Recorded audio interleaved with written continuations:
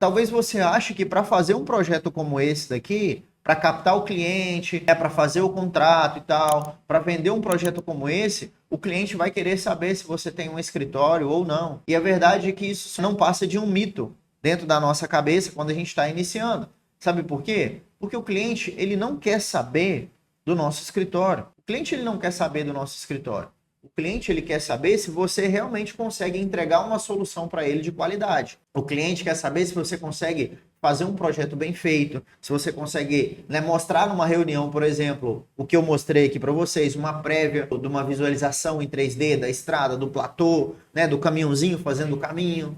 Ele não quer saber se você tem escritório. Porque esse tipo de cliente, esse tipo de projeto, galera, o cliente, ele não vem até a gente. Não é igual um projeto residencial, onde a família vai até no escritório para você ouvir e falar com ela. Não, não é assim, tá? É tudo à distância, você vai até o cliente, você visita a área, ou você faz para outros estados, como a gente faz aqui, a gente faz projeto para o Brasil inteiro. Então, é à distância. Então, ter um escritório é algo que talvez está na sua cabeça, eu não estou crescendo porque eu não tenho um escritório bonitão. Não, você só vai ter um escritório depois que você crescer.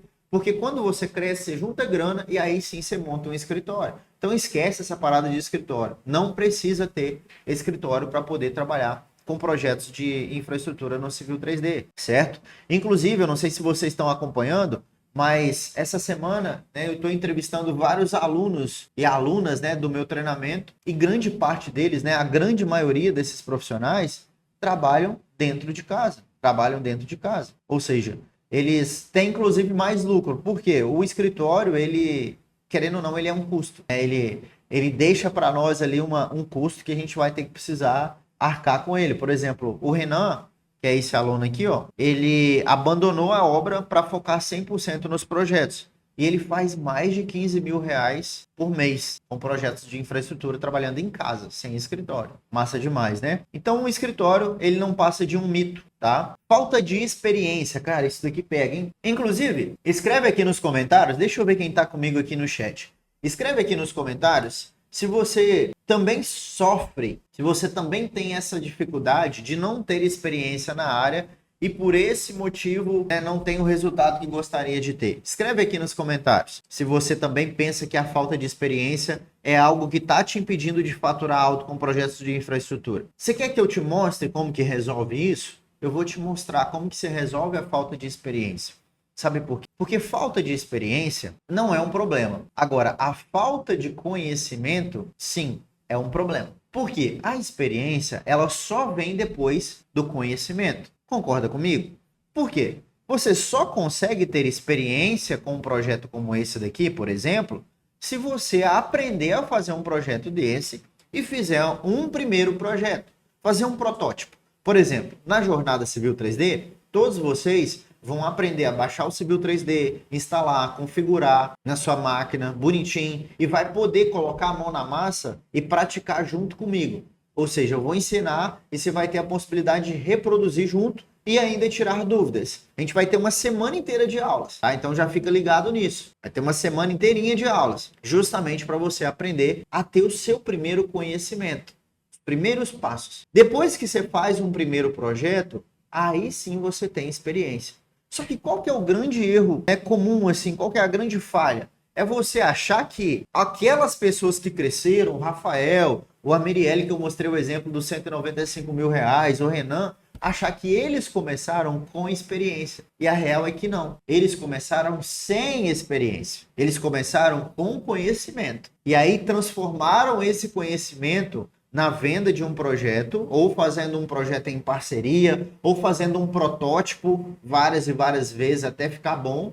E aí sim, pegou o primeiro projeto, fez o primeiro projeto, excelente, agora já tem experiência, entendeu? Então a experiência, ela não é um impeditivo. Se fosse assim, não teríamos como colocar um profissional lá em cima. Ela só vem depois do conhecimento. Então se você hoje nunca trabalhou com projetos de infraestrutura e fica achando que é por isso que não consegue galgar oportunidades, Rafael, eu fiz faculdade e não estagiei. Rafael, eu fiz faculdade, mas nunca trabalhei com esses projetos. Ou ainda estou fazendo faculdade. Sou topógrafo, por exemplo, não tenho experiência com projetos. Fica tranquilo, ninguém começou com experiência. Todo mundo começa do zero. Você adquire o conhecimento, ou seja, lá na jornada Civil 3D, aqui a gente já está aprendendo uma porrada de coisa, concorda comigo? Aqui você já viu uma possibilidade que o Civil 3D tem de fazer essas animações em 3D aqui, ó, usando o Vehicle Tracking. Você já viu, ó, essa possibilidade de fazer essa parada aqui, ó. Você já viu, você já sabe disso. Agora que você já sabe disso, você já aprendeu. Então imagina, se eu te ensinar, olha, você vai abrir a ferramenta Vehicle Tracking, né? Eu vou te ensinar como instalar, por exemplo, né? Eu vou te dar um exemplo.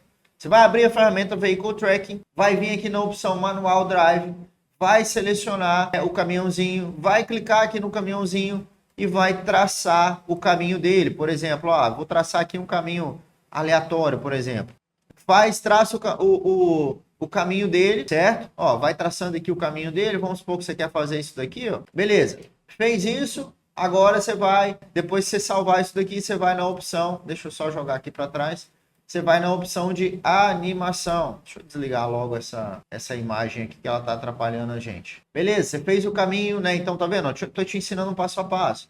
Fez um caminho, aí você vai na opção de animação. Nessa animação, deixa eu ver como é que eu crio outra animação aqui.